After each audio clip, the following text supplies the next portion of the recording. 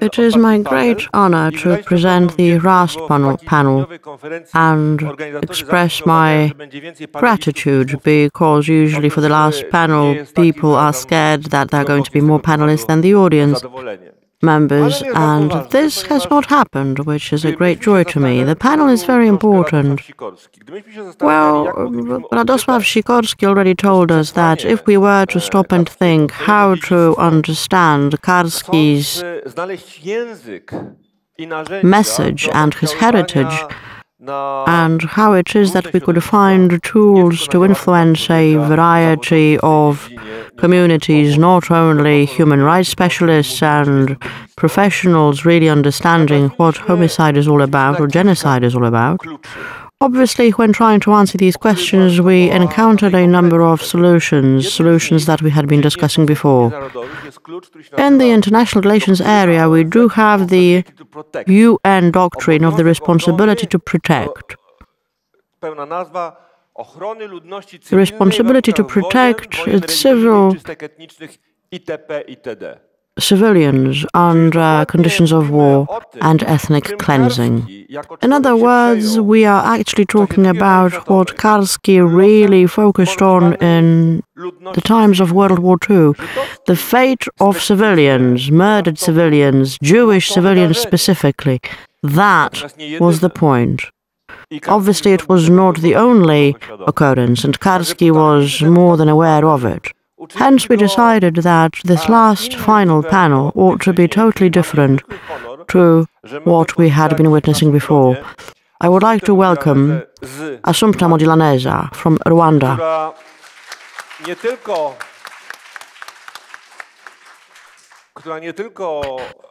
And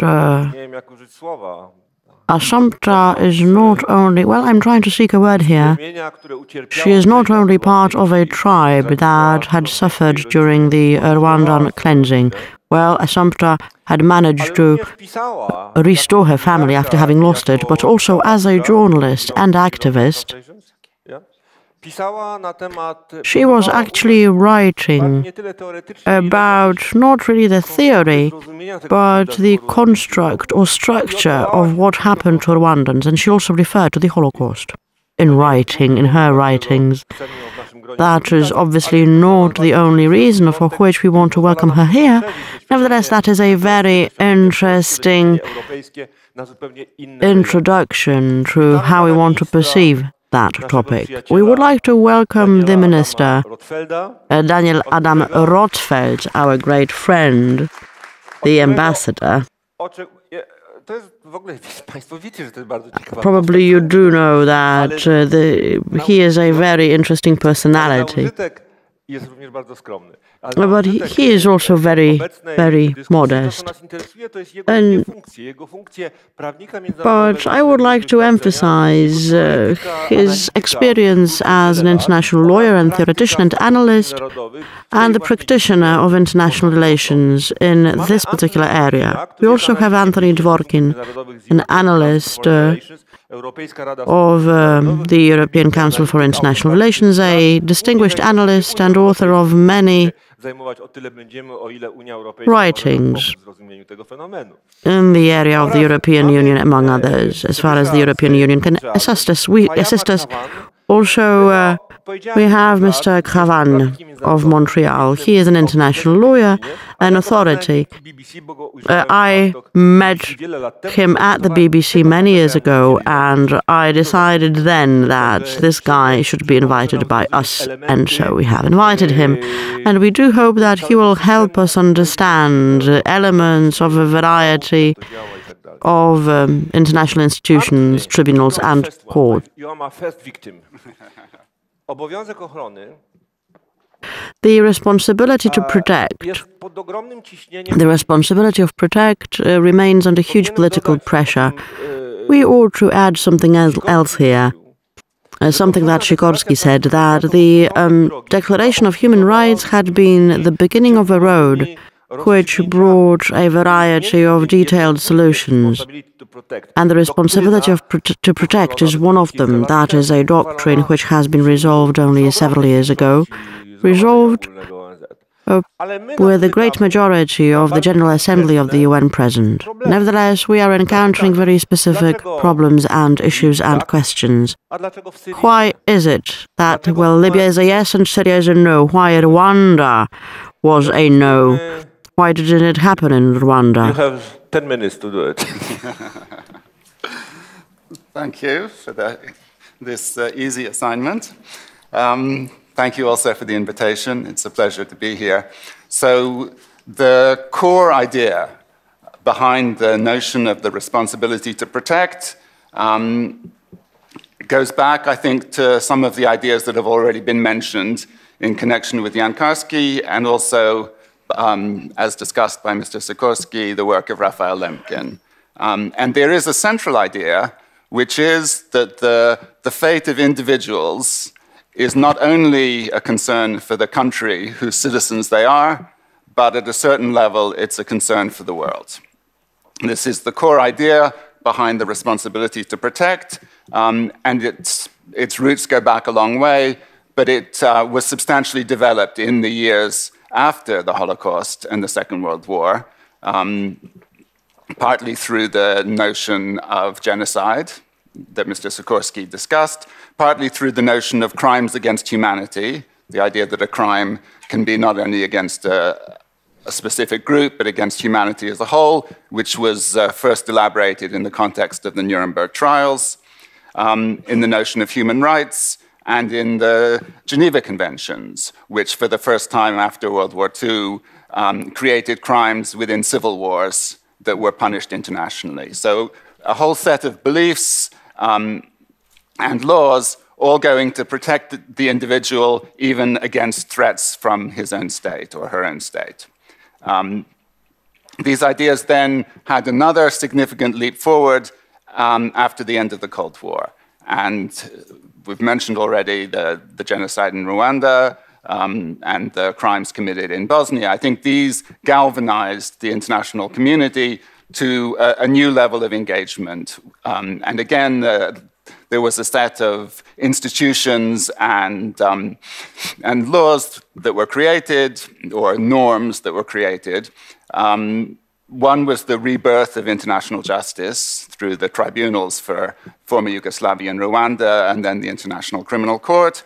And one was a long debate about what right there was for the international community to intervene within countries to prevent harm to civilians. And this ended up with the notion of responsibility to protect, an attempt to carefully balance the importance of sovereignty with the greater importance of protecting individuals. So the notion of responsibility to protect is of concentric circles. The first responsibility is for the state whose individuals are concerned, but if that state is failing, then the international community has a responsibility. This was endorsed, as you say, by the United Nations in the early years of this century.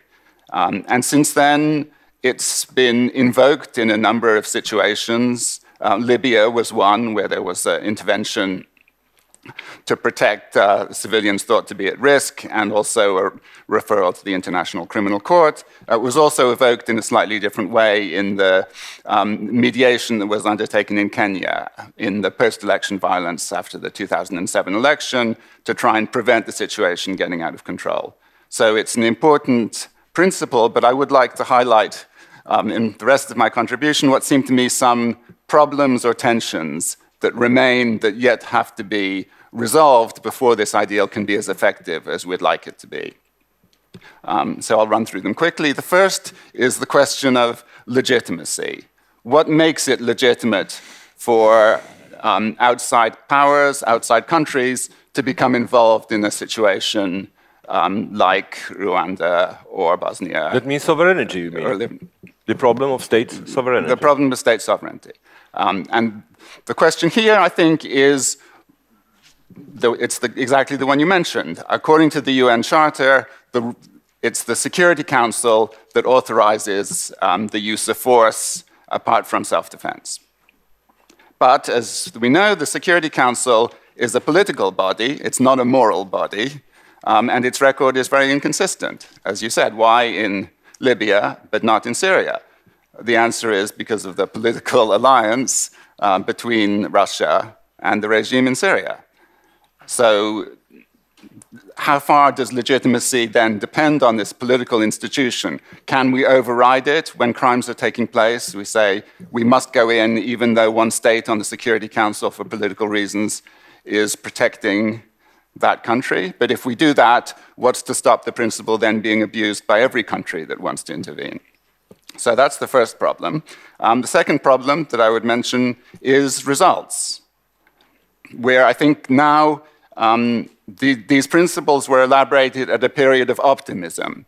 There was concern about atrocities, and there was optimism after the Cold War about our ability to deal with them.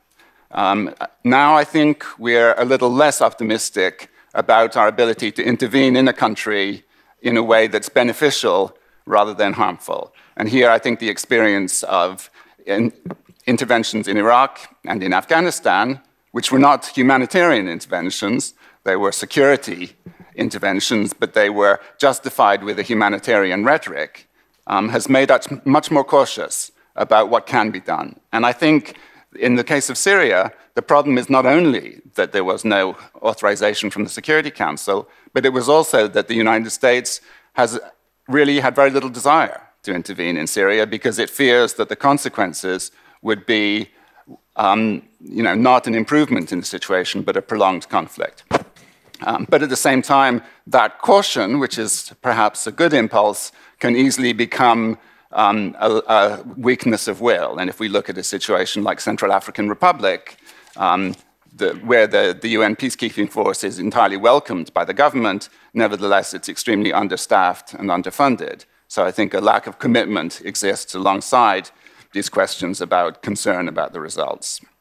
Then another question is whether there are tensions between our different humanitarian ideals. So we've spoken already about two impulses, I think. One is the impulse, you could call it Jan Karski's impulse, to stop the atrocities.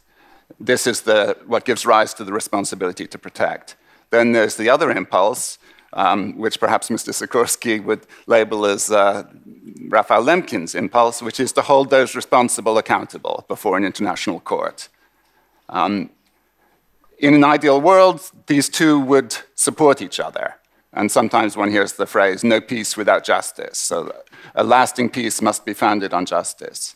But in an imperfect world where we have limited ability and limited commitment to resolve crises, there can be a choice to make, I think, between do we try to have justice at all costs, or do we recognize that sometimes justice may make a political compromise more difficult, and yet a political compromise may be what's necessary to stop the atrocities taking place. So this is quite a contested subject. It's something I've recently written a paper on. I won't discuss it more, but I'm happy to elaborate. I think there are times when they go together, there are times when they are in tension.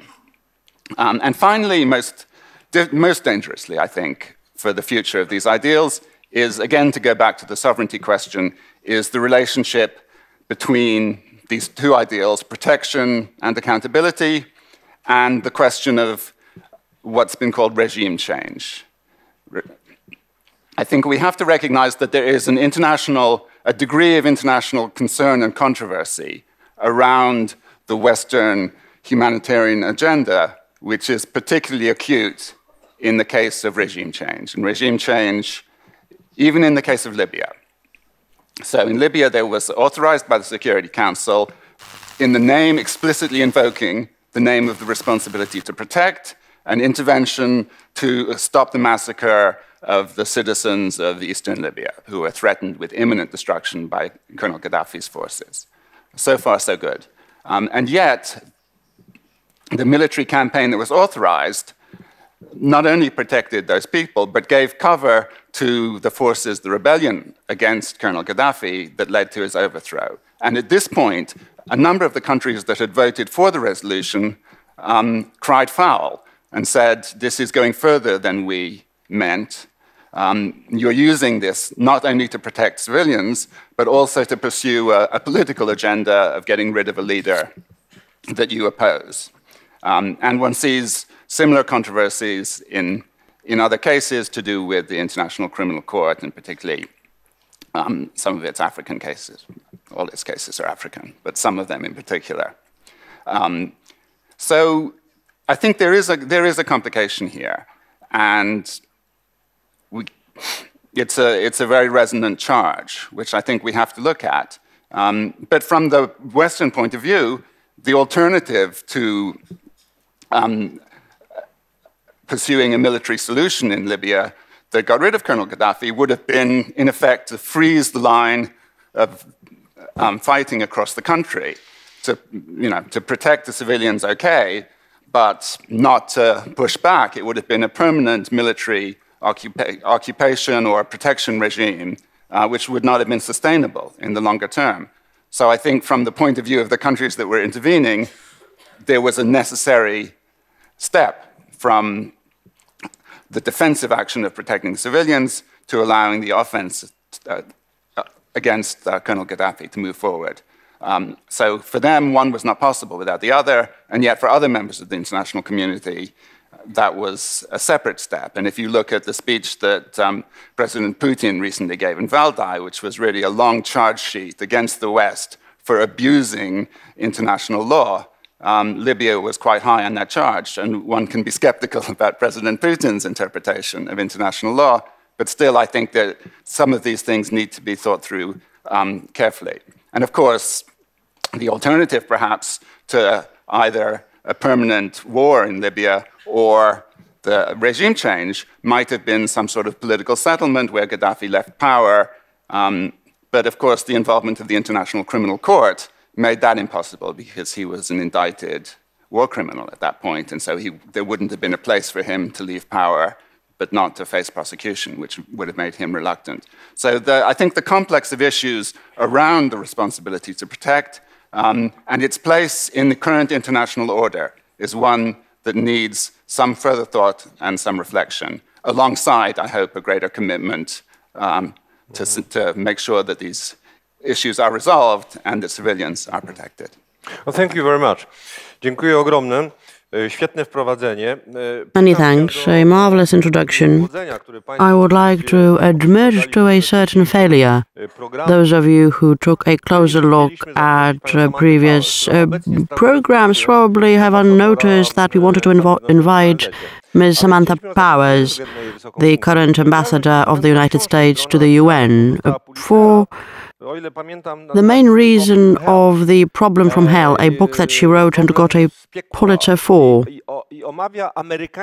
And that book discusses the American foreign policy with regard to genocide, with Rwanda as the main point, and the lack of political will that Anthony described, the lack of vision, the postponement of any engagement-related decisions, and the failure to see the danger and the propaganda had actually been the sin of some. And all that had contributed to Assumpta's experience. Tell us about it.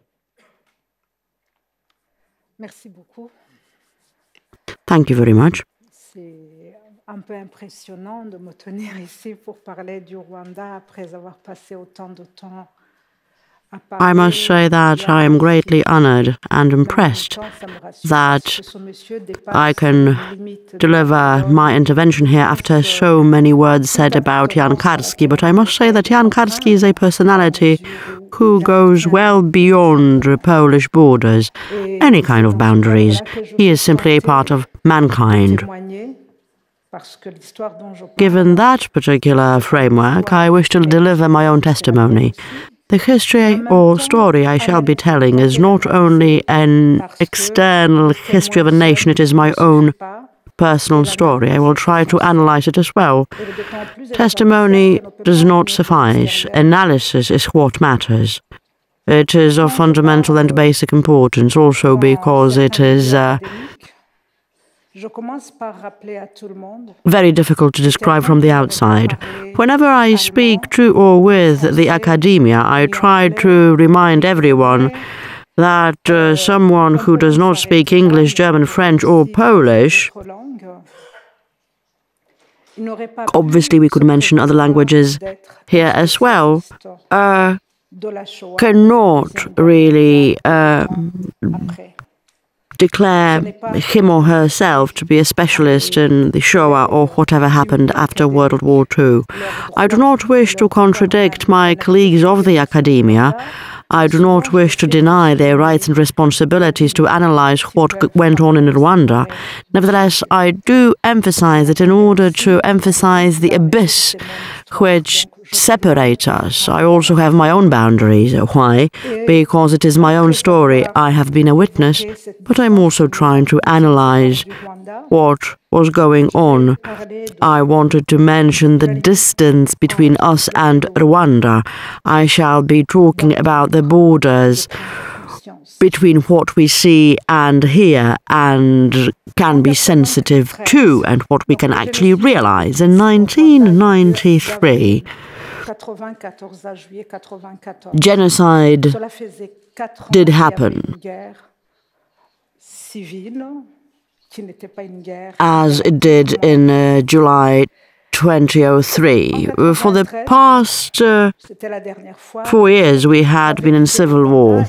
Previously, in 1993, I left Rwanda, and that was also the last time when I went back to Rwanda to see my own family. Probably you might not know it, that this was my opportunity to meet the militia, those who refer to themselves as those who attacked together. I met them, I encountered them because my family lived close to the stadium, and this is where they met to train, to exercise and to dance. I saw their amazing attire. I heard their songs. They managed to massacre 1 million people over 3 months, i.e. 10,000 people per day. I saw them, but my mind didn't want to. I simply recorded the fact that they are not behaving like Rwandans would and that they are not dressed in Rwandan attire. I passed them. I was carrying the Kangura newspaper. Kangura means awaken your conscience. That is a daily which had then published the 10 Commandments of the Hutu. And I saw drawings showing massacres. I suggest that all of you take a closer look at it. I had also read all speeches. I am not sure whether I had then been fully aware of what was going on. I obviously cannot answer that question before I answer my own questions. 3 weeks later, I left. Having boarded a plane, I then started working for an NGO in Cameroon, whereas on April the 8th, 2004, I got a call from Belgium. And I was told that everyone was slaughtered in Rwanda. This sentence sounds banal. It is banal. Just a couple of words. And it is peculiar enough also because we are not really capable of understanding what it means. I wasn't even capable of crying. I was accompanied by my sister who managed to escape Rwanda, and she was actually describing certain scenes that she was imagining involving my mother, among others. Let me stop here. The problem is that all of a sudden, people in your immediate community learn and tell you that everyone was slaughtered. People on the media, specialists and professionals are trying to explain that they have understood that it is simply A plus B, that the Hutu and Tutsi hate one another, and that they were killing one another. because all of a sudden it turns out that when you kill each other, it is justified and it is justice, indeed.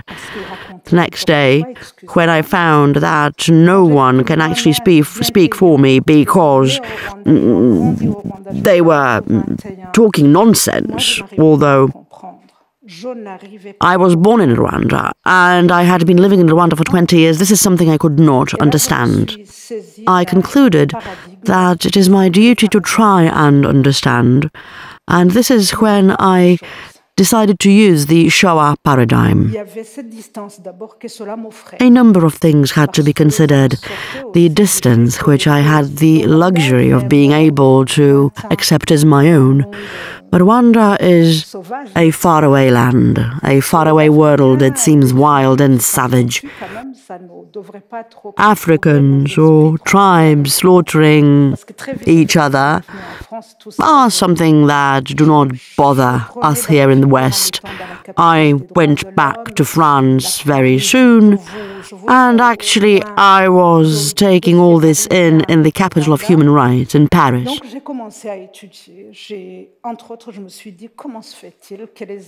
This is when I began studying and thinking, and I was trying to understand how could Germans, such a civilized nation, could actually have followed Hitler's discourses.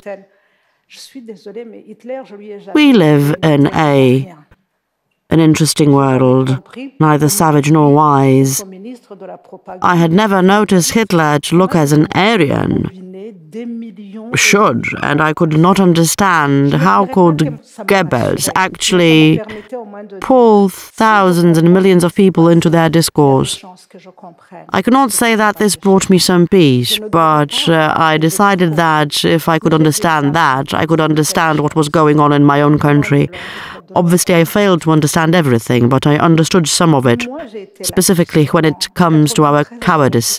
Even I, myself, was a coward, because back in 1993, I could have understood more.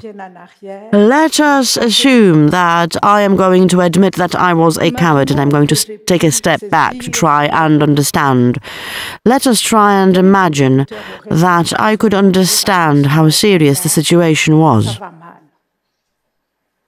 How could I speak that things were bad in the state of Rwanda? During conferences, when I was trying to alarm everybody to what was going on in Rwanda, because many people had been imprisoned and massacred just because they were Tutsi. Well, the Rwandan National Front were described as if they were foreigners, but they were not. They were native Rwandans.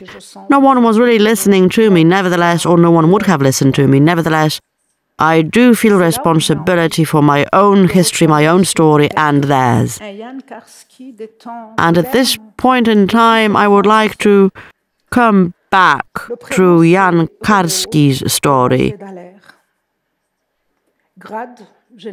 Romeo Dallaire, a general of the Canadian Army. He was part of a number of missions. He was heading troops in Rwanda in 1994. 2,500 people is quite a lot of troops. Rwanda is a small country, and they arrived to my country to actually enact the 1993 peace treaties. Rwandans were rejoicing. We thought that we could actually go back home in order to find the bodies of our victims, but also to be able to live in peace.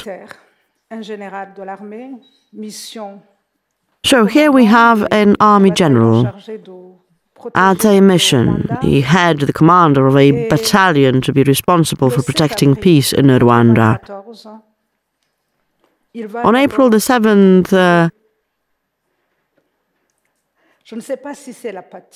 2004, he's going to feel something close to apathy, let me use that word, in order to avoid excess emotion. He is going to actually find the apathy of the UN and also other interlocutors, also probably encountered by Mr. Karski. Several days before, he actually was alarming the UN, telling them that they were actually informed of locations where weapons had been concealed. Lists were already prepared. And one person of all those responsible for the massacre approached the general and said, "You have to do something, because we are going to be able to kill 1,000 Tutsi in Tigame per minute."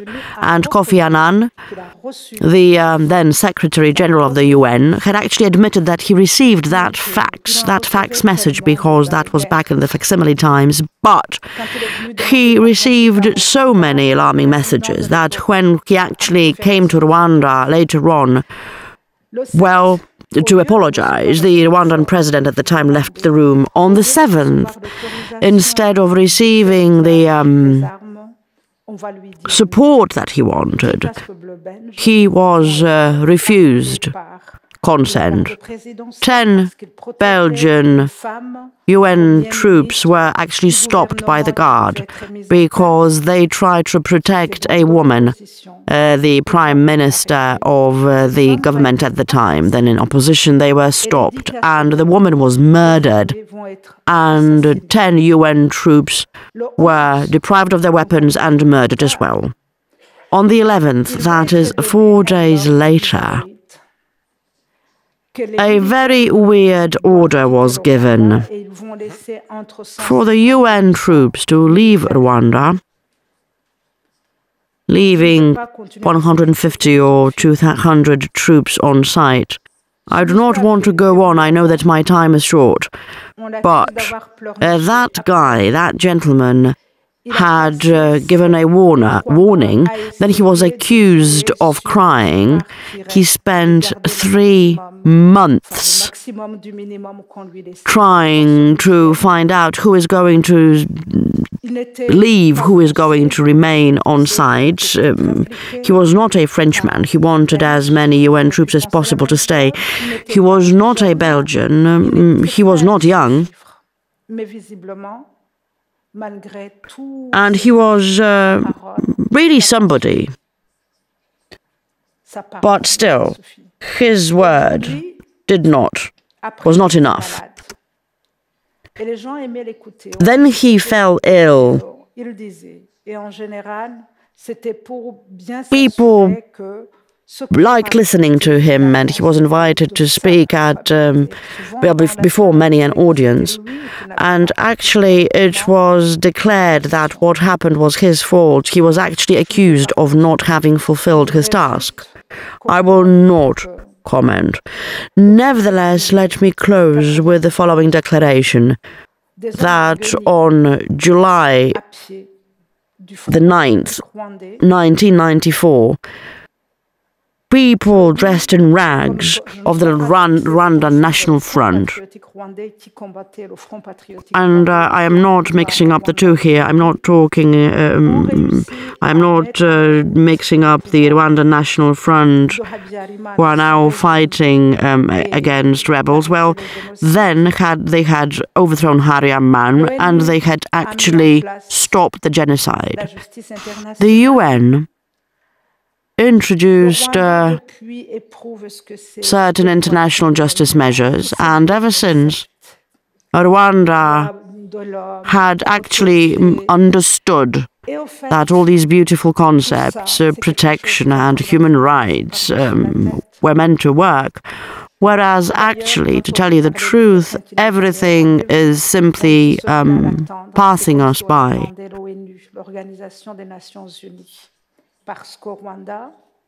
Well, obviously, we always miss someone who does not arrive at a meeting. In that case, it had been the UN, because they had never made it to a meeting. Does that mean that we should simply let things go? No, not really. This is why I decided to come here. Thank you.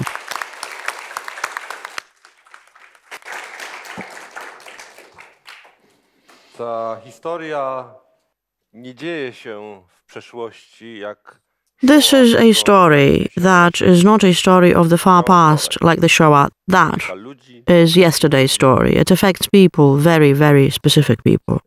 Ale dramat pomocy międzynarodowej i The odpowiedzialności drama of international support and the responsibility of national governments for the safety of their own people remains, and the example of Rwanda is the most dramatic one. miliona ofiar.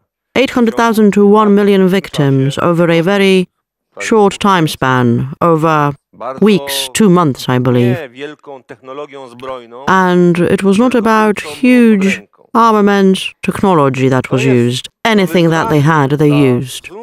And that is definitely a challenge for international relations, because Bosnia, the Assumpta, was a shock for us. We were trying to tell one another in Europe that after 1945 nothing like that would be happening in Europe anymore, whereas the Balkan War opened our eyes, I do believe. How do you deal with that, Professor? This is a challenge, isn't it? Indeed. I'd like to begin with a famous saying of Edmund Burke, who said that all that it takes for evil to triumph is for good people to do nothing. And I wish to pay homage in that regard to the memory of Jan Karski, who was a brave man that bore witness to the truth, and to Raphael Lemkin that gave legal expression to that truth. Turning to Bosnia actually brings me back to one of my first Polish connections, which was working with Tadeusz Mazowiecki when he was the United Nations Special Rapporteur for Human Rights in the former Yugoslavia. And you know what happened to him? What he decided to do? He decided to resign. Yes, of course. I was working with him, and there was a drama, really, of the post-Cold War world at a time when the likes of Francis Fukuyama were writing The End of History, the triumph of Western liberalism. And then, of course, the spectre of ethnic cleansing in the former Yugoslavia was a very rude awakening for a world that was celebrating this sort of triumphant narrative. And, of course, the year after that, the genocide in Rwanda occurred. The point really is that I think that we need to be a bit skeptical about new concepts and words. And I think about Raphael Lemkin, who dedicated his life to adopting the Genocide Convention. And once the convention was adopted and everybody was celebrating, Hartley Shawcross, who was the British prosecutor at Nuremberg, said that the convention was an illusion of progress. It created the illusion that something has changed, whereas nothing had changed. And Shawcross said the only way to prevent genocide is through war. And this is interesting because when we look at Nuremberg and we criticize it at victor's justice and we compare it to the International Criminal Court and the Yugoslav Tribunal, we forget that millions of people sacrificed their lives to free Europe of fascism. And then the decision to put 22 Nazis on trial, instead of lining them up and executing them, as Churchill had wanted, as Stalin had wanted, was to stay the hand of vengeance. In a sense, the world had earned the right to put the Nazis on trial. Now, let's move forward to the former Yugoslavia, where we are spectators to ethnic cleansing, or for that matter, to Rwanda, which had a killing rate which was 5 times that of the Nazi death camps. In 3 months, 800,000 people killed. So we're spectators, and then after the fact, we create international criminal jurisdictions to prosecute the perpetrators. Now, this is clearly progress over the past, where the likes of Idi Amin and Pol Pot and Mengistu enjoyed impunity for mass murder. But it seems as if we're making justice after the fact a substitute for intervention while these atrocities are taking place. And that's something which I would like to address. There is a famous saying, it's from the Supreme Court of Canada in a case dealing with hate speech, which says that the Holocaust did not begin in the gas chambers. It began with words. These are the chilling facts of history. So just as the greatest evils in the world begin with words, with the construction of reality that dehumanizes the victim, whether it is the Jew in the time of Karski, whether it was the Tutsi in 1994, whether it was the Muslims in Bosnia, we have to understand that genocide is not a natural disaster. It's not an earthquake or tsunami. Genocide is a political choice. It takes tremendous amounts of effort and resources and preparation. And therefore, genocide can be predicted, not with mathematical precision, but it can be predicted and it can be prevented, which is something I would like to elaborate on. But I want to also say that words, in the same way that the greatest evils begin with words, the illusion of progress also begins with words.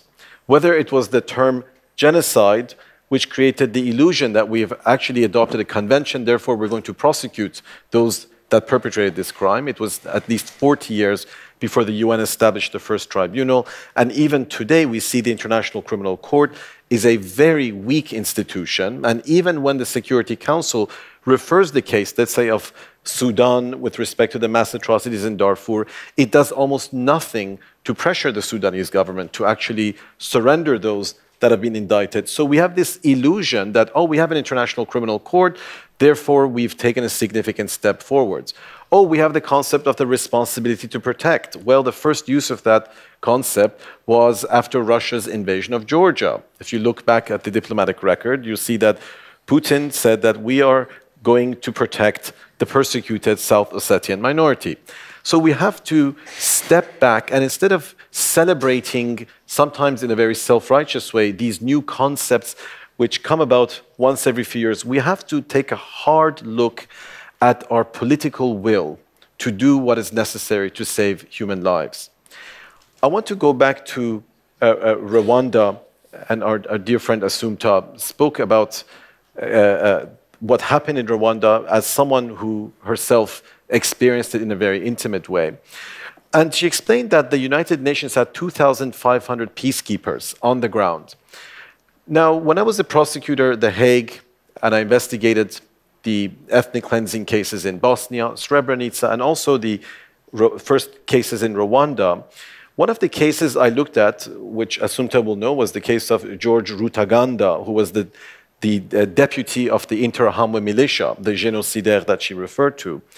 There was a school outside of Kigali called the École Technique Officielle. She will know it very well. When the genocide began, hundreds and hundreds, I think maybe 2,000 Tutsis came to the school to shelter with just a handful of Belgian peacekeepers, because they knew that the machete-wielding, club-wielding thugs wouldn't dare take on just a handful of well-trained, well-armed UN peacekeepers. And indeed, they were safe until the decision was made to withdraw the UN peacekeepers. Imagine this, a Holocaust is about to occur. The only decision of the Security Council is to withdraw UN peacekeepers. We have to ask ourselves, how can we seriously speak about any commitment to the lofty principles that we talk about when that is what was the collective decision of the world community? We have no credibility whatsoever. When the Tutsis realized that the UN troops would be withdrawn, based on the witness testimony that we gathered, several of them begged the Belgian commander, please shoot us, please kill us, because death by a bullet will be far better than what these people will do to us once you withdraw. The Belgian peacekeepers, knowing that if they withdrew, they would be swarmed by the 2,000 Tutsis, decided in the middle of the night to suddenly leave.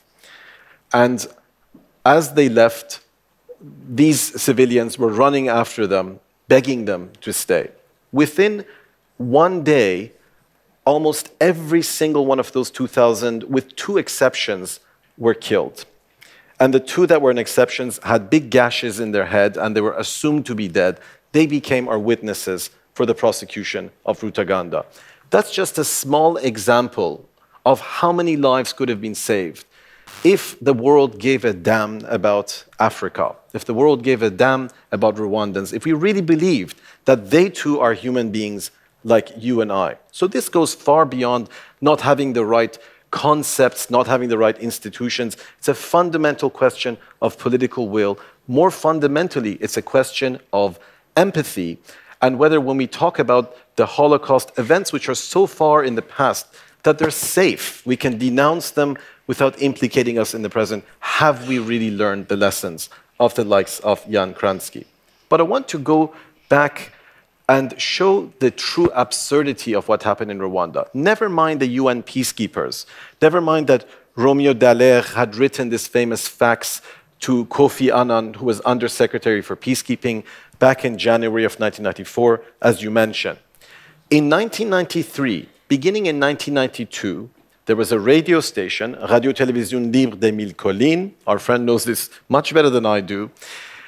And this radio, which we called Radio Death, was the most important instrument in the genocide. It was not the machetes, it was not the clubs and guns. Because in a country in which 70% of the people lived in the rural areas, in which the literacy rate was at best 50%, this radio was the sole source of information. And this radio, day in and day out, while playing very nice music and providing entertainment, engaged in what Hannah Arendt famously called the banalization of evil. It said that we must exterminate the Inyenzi, the Tutsi cockroach. We must eradicate the weed. There was this dehumanization, words that prepared the stage for the extermination of the Tutsis by normalizing violence. So how do you mobilize enough people to kill 800,000 in 3 months? Think about it. It's a remarkable feat of mass mobilization and organization. It's not the earthquake, it's not the tsunami, it's not the spontaneous outburst of hatred, which is also what people thought about Milosevic in Bosnia, that in Bosnia, well, of course, the Croats and Serbs and Muslims are killing each other. Well, that's not true. Half of all marriages were mixed in Bosnia. It took the likes of Slobodan Milosevic to incite hatred and to instrumentalize ethnicity as an instrument of power and genocide. So never mind sending in more UN peacekeepers. What if the UN had shut down that radio station? What does it take to shut down a radio station to save hundreds of thousands of lives? Could the génocidaires have mobilized tens of thousands of killers without that radio station? So sometimes the answer is far simpler than we think. It goes to early warning, it goes to prevention. We have to measure success by what does not happen.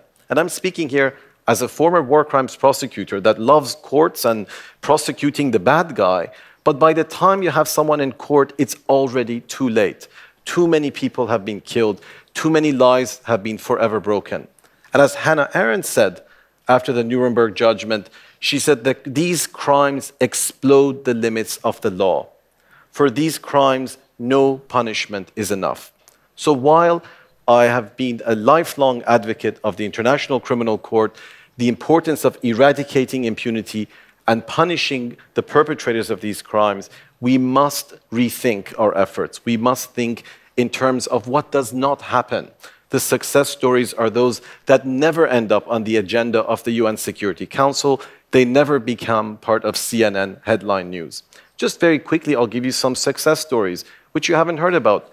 Neighboring Burundi, which is a mirror image of Rwanda, where after 1994, all the ingredients were there to escalate what was already a significant level of violence. One of my dear friends, Howard Wolpe, US diplomat, took the initiative to organize a negotiation workshop in Nairobi as an excuse to get the different sides to engage in dialogue. And those that know Burundi very well believe that that initiative had a significant impact on arresting violence. We have to ask ourselves, why didn't what happened in Rwanda occur in Burundi? Macedonia, the one republic in the former Yugoslavia where there was no ethnic cleansing, certainly not of the scale that we saw. Why? Because the United Nations deployed there the most boring ever UN peacekeeping operation in history, the UN preventive deployment force of just 1,000 American and Scandinavian peacekeepers that prevented the escalation of the conflicts between the Macedonian Slavs and the Albanians. We don't speak about Macedonia because what happened in Kosovo and Bosnia and Croatia didn't happen there.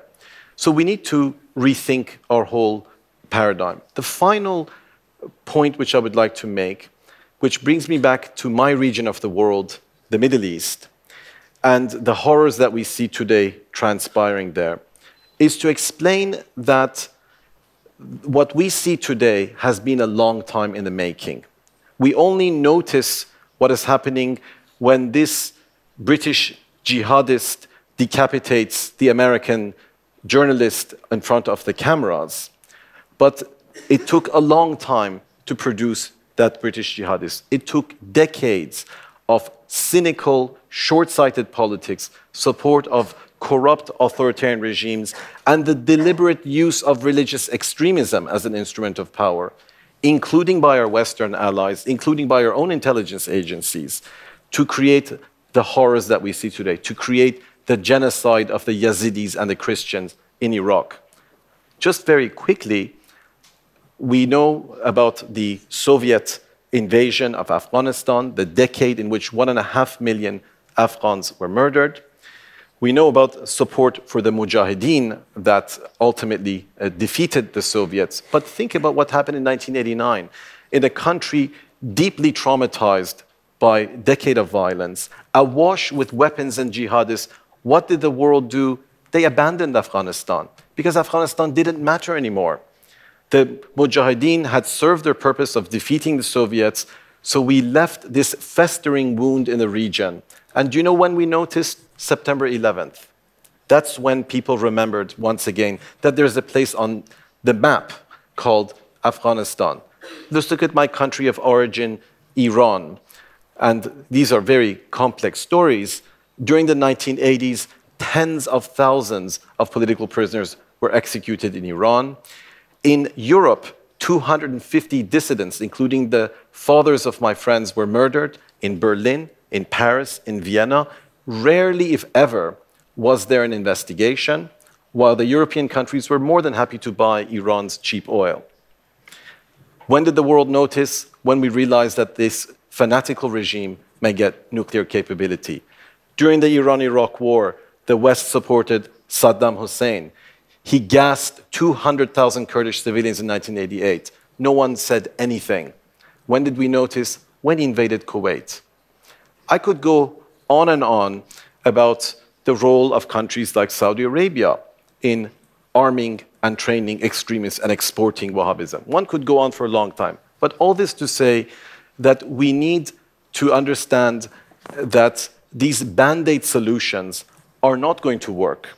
And either we learn our lessons from history and change radically the framework and definition of power and politics, or sadly, we're going to learn after some unspeakable calamity that we even cannot imagine today. Thank you.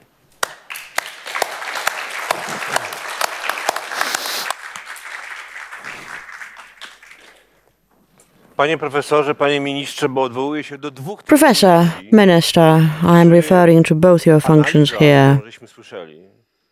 The analysis which we have just heard, does it actually give us an option to seek a solution? If that is political pressure, it is probably something that is sourced in a variety of factors. The will and the approach of many nations, including the US, because they are definitely a sine qua non condition for us. Do you believe that the existing international justice structures, something that was written down in the ledgers, should that go through political processes and reach actually sanctions and the political will related? I must admit that here I am not only speaking as the last speaker here, not only as part of this panel, but, well, as the last speaker of the 2 days. I could definitely, therefore, refer to an authentic story concerning Yeltsin, who was asked by one of the leaders, what is the current situation in Russia? And after having thought a while, he said, good. And could you give us some detail? And he thought a while and he said, not good. Well, I do believe that this is how I should probably respond. Let me come back to it shortly. Nevertheless, upon consent by our moderator, I would like to comment on 3 previous sessions that I had not commented on before because we had some time shortages. We have no time shortages now because nothing will actually come after our session apart from the concert. I was under the impression that some of our speakers had been hugely emotional, and I do believe that the issues we were discussing definitely rationalize those emotions, but sometimes they were crossing certain boundaries. Let me offer 3 comments. Firstly, let me relate to what we have heard from an author of many interesting books, Gross, actually. He said things which are absolutely unacceptable, intolerable in terms of his tone. The truth is that sometimes when people achieve success, they actually believe that they can assume a mentor tone. Russians declare that they can actually declare что такое хорошо, что такое плохо, what is good and what is bad. And with all due respect, I do believe that such declarations that certain people can make decisions where monuments can be set up or not in Częstochowa, among others, that is a personal belief. With all due respect, I do believe that Gross does not know that a motion concerning that particular monument that was not actually an idea by Zbigniew Roland, but it was actually an initiative of a group, the Children of the Holocaust. They applied to the President of Poland. They applied to the authorities of the capital city of Warsaw and to the Ministry of Culture, and actually their initiative had been at stake. Obviously, many of Gross's comments can be actually recognized. Nevertheless, I am speaking about it because that is quite a frequent phenomenon. Once people get some authority, justified authority, tend to talk about things that they know nothing about. Such is my belief concerning that particular matter. Another comment that I would like to offer, much more positive, I must say, because at the end I fear there will be no time to do it. Well, I would like to emphasize that today we are speaking of Jan Karski, close to the date marking the centenary of his birth. That is not pure chance. I do believe that it ought to be emphasized that it is always people who stand behind every positive development. The United States would not have their educational program concerning Jan Karski were it not for such people as Wanda Urbański or Zygmunt Rolacz or Andrzej Rojek.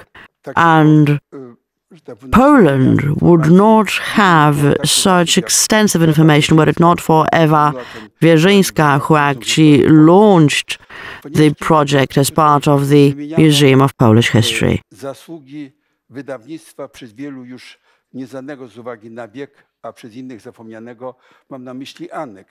Annex, that is a publishing house mentioned many times here, and it has now been forgotten, but were it not for the Smolars, the Annex publishing house would not have been established, but we would not have any debate concerning the Rwandan genocide.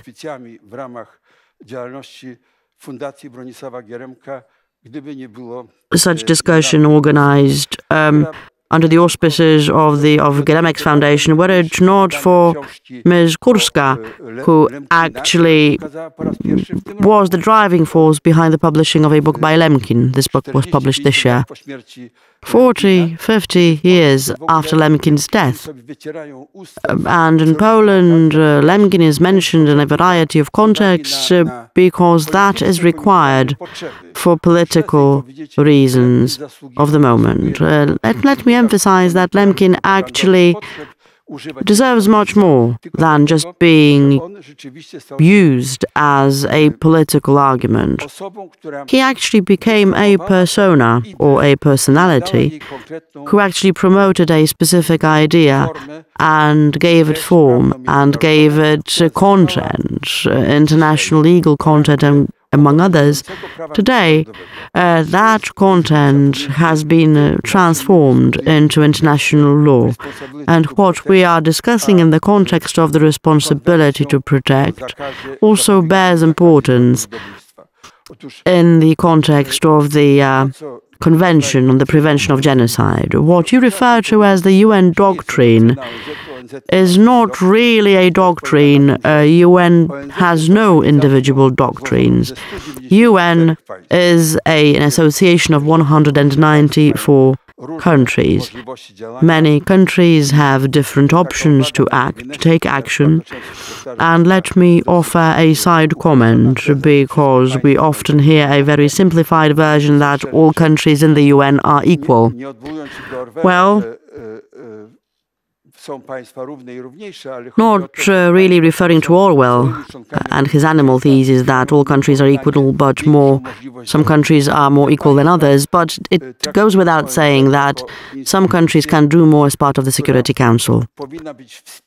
I do believe that certain countries have a dubious attitude to an organization which ought to provide support, whereas some superpowers do not want to be of instrumental importance to that organization.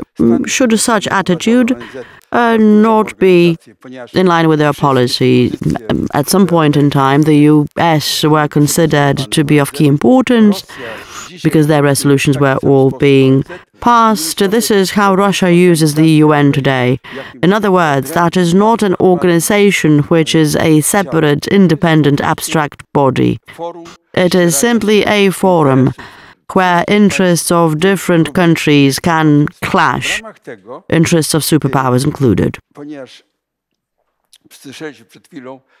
We have just heard what kind of role Kofi Annan played when he was the deputy of the Secretary General to the UN during times of Rwanda. And he was actually carrying the responsibility for the fact that the UN had failed to prevent genocide at the time.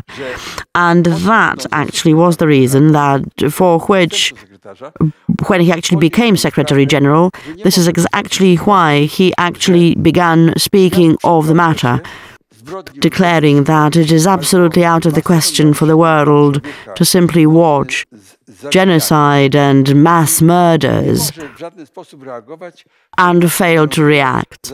He said that is unacceptable because the principle of sovereign equality of states actually is at stake here. Article 2, Clause 7 precludes anything relating to the discretional powers of the state as a topic for the UN to discuss. And this is when the Canadian government suggested that they would set up an international group, a non-governmental group. We had no representatives of any states there. We had a group of 12 distinguished international law experts headed by Gareth Evans, an Australian official, and Mahmoud Sakhnoun, a distinguished British diplomat, and they actually prepared the Responsibility to Protect report. And that report was one of a dozen then presented to the UN. That report, nevertheless, contained certain theses actually enjoying the support of more than 100 states during the 2005 session, a jubilee, if I may call it that way, session of the UN. And this is when the UN had actually accepted certain ideas contained in the responsibility to protect report. Nevertheless, ever since that time, ever since the time when such theses had been made part of an international document, well, it is a long way from there to the passing of international law. Let us not declare that the responsibility to protect is a law enacted. What was the point? The point was to protect the individual. We have to understand that the individual is not a subject of international law. Yes, we do focus on the individual today, but it is not the subject matter. States are. And should states decide to commit crimes against their own civilians, against their own citizens, the international community remains helpless. As of the moment of adopting that document, we are less helpless. Nevertheless, we still do not have instruments that would help us prevent criminal activities of states. And that does not refer to genocide, but it also refers to acts of aggression justified in a variety of ways, sometimes in the context of protecting minorities or with religious matters or linguistic matters. I would like to emphasize that we are living in times where we have an urgent need to develop foundations for new international order. And at this point, I would like to declare that President Putin was correct on October the 24th, when he was giving a speech in Sochi.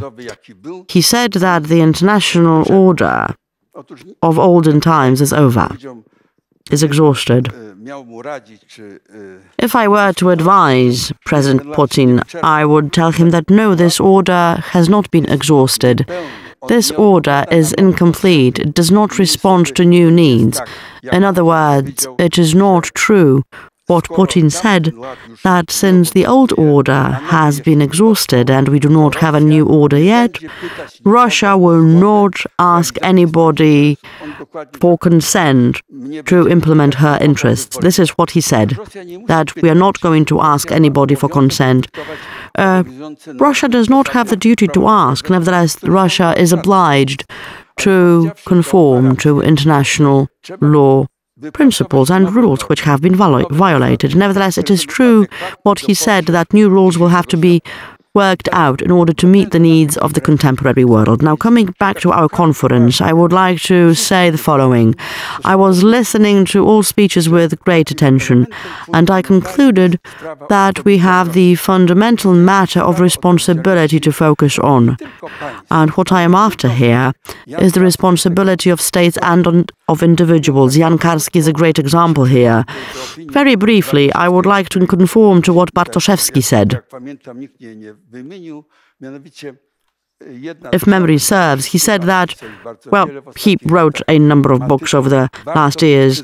He wrote a book called It Is Worth Our While to Be Decent, and Karski was ample proof of it. Years have passed, and we keep on remembering that he remained decent, and he proved to be decent in very difficult times. Nevertheless, let us be open and frank. Not everybody is capable of it. Not everybody is a hero, not everybody is a saint. Albeit in the Catholic Church, we do have an imperative of aspiring to saintliness.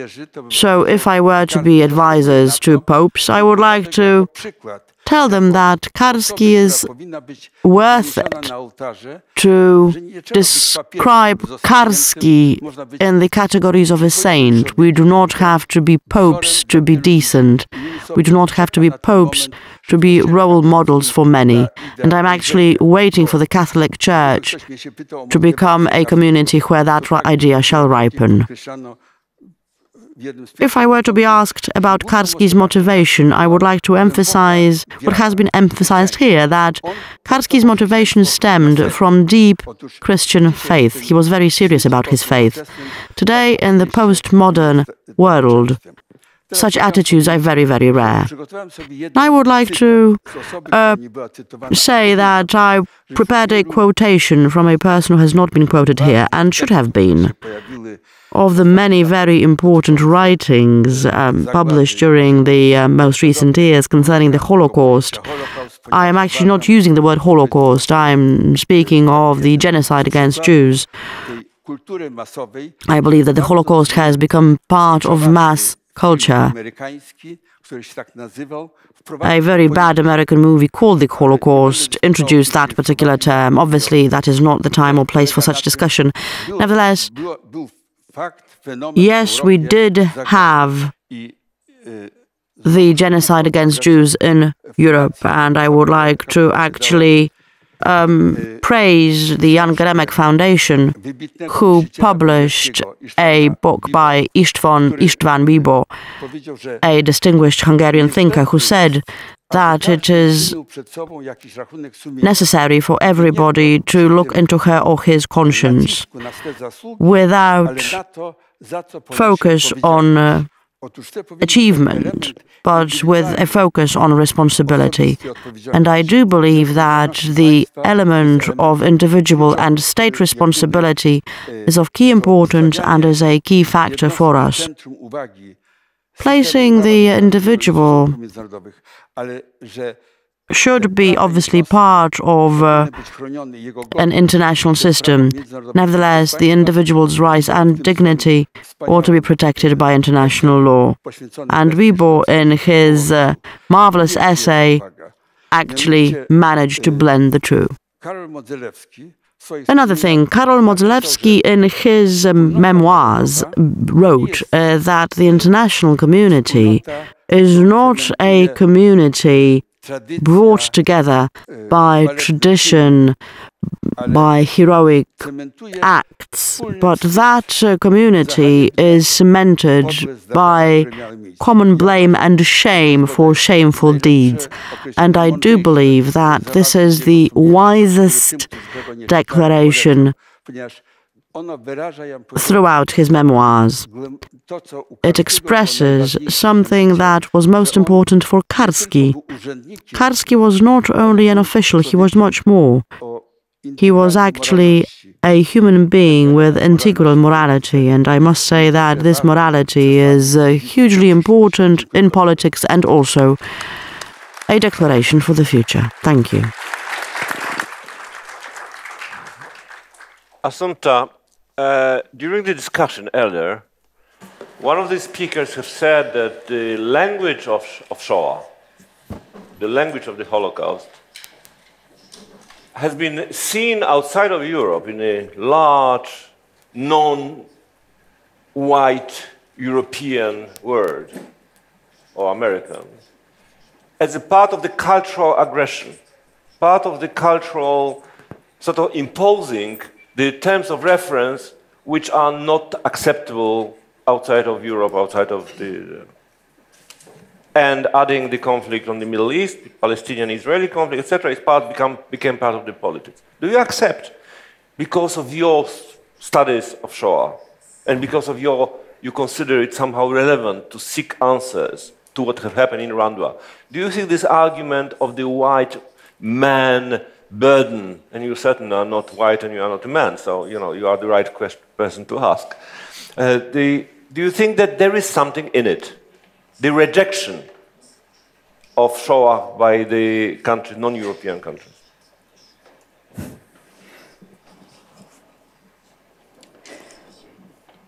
Merci beaucoup. Thank you. Avant de vous répondre, je souhaiterais citer. Before I respond, I would like to offer a very brief quotation. I apologize to interpreters because that quotation is quite complicated. The understanding of a path that leads the humanity to precluding the right to life to others actually makes us face the unthinkable and the unspeakable, because that leads to the risk of being anxious. It means that we will have to part from what is known, but also from what we are. That actually translates into the weakness of arguments that we can use against our opponents. Nos lâchetés qui cimentent l'humanité doivent un jour laisser la place à l'intelligence. I'm coming back to our cowardice. Cowardice, I believe, should yield to intelligence and to courage in thought on occasion. Once we conclude that genocide is a crime with its own history,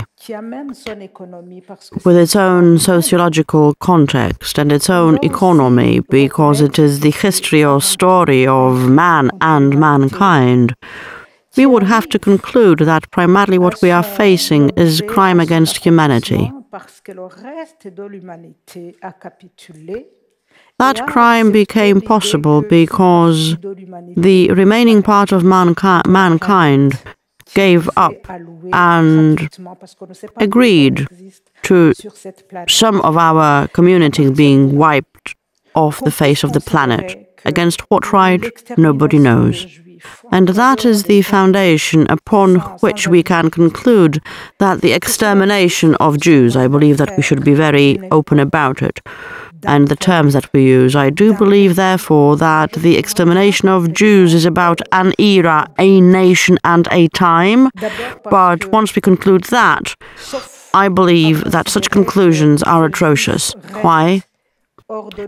Well, because once we refuse to accept that Jews are not part of mankind as their exterminator had concluded, well, once we agree that, why should we not refer to it as Jewish history or European history? I quoted Georges Bensoussan before. It came from his book, Europe, The Passion of Genocide. Well, if a person does not have to walk away from him or herself, we can obviously conclude that, well, yeah, Jews, they are so boring with their histories and their stories, they're only speaking of themselves. Yes, such genocide had only become their fill. That, however, is heritage of enlightenment and counter-enlightenment. If I read a book today, I want nobody to tell me that reading or writing skills were not discovered in Rwanda. I have the right to read, write, use a computer and fly a plane, although Rwandans discovered none of these things. Nevertheless, we have to understand that genocide, once it comes to light, becomes our heritage as well. And it is a heritage of other nations as well. It is a philosophical factor. I would like everybody to understand that any attempt of limiting Rwandan genocide to the history of tribes is a mistake. Yes, it is genocide, even if this happened between the Rwandans or among Rwandans. It is all about enlightenment and counter-enlightenment. Let me go back to writings. We read less and less. Well, obviously, Rwanda is a culture who nobody knows. Apart from 5 or 6 million Rwandans, nobody knows Rwandan culture. Nobody apart from Rwandans had been discussing our country after genocide was over. How can you actually seriously study one crime or another if you do not know the language? You know it yourselves, you went through it yourselves. We all know how many people had actually led judges astray because there had been no one who could say otherwise, which is exactly why the fact of studying genocide became a duty of mine. Nevertheless, it was also my lifeline. I immersed myself in the topic. And were it not for the fact that I actually had well-documented stories of World War I and World War II, were it not for the fact that I had access to Shoah-related research, I do not know where I would be now. Shoah did not only teach me about the dark side of crime, but it also taught me things about ourselves, including the tendency to walk away and to negate and to displace. This is an abyss that we do not wish to look into. We do not want to be aware of it. We much prefer to find a culprit. I would have none of that. I was often told in discussion whom we should blame. Obviously, anybody can use any words they want, but we are all solidarity in the face of good and evil that we face on our planet over the span of our lifetimes. Hence, Shoah, not only in the context of crime, but the paradigm, is all about documentation and distance and debate, triggered by books written in the United States or France or here because we have translations at hand, and all that gives us wealth that everybody should have access to. We have to consider the topic. We have to think about it. We would be much poorer had we no access to these issues. I feel the air of what happened also in the context of what I want to teach and tell others. Such is my position. Anthony, going to slow down.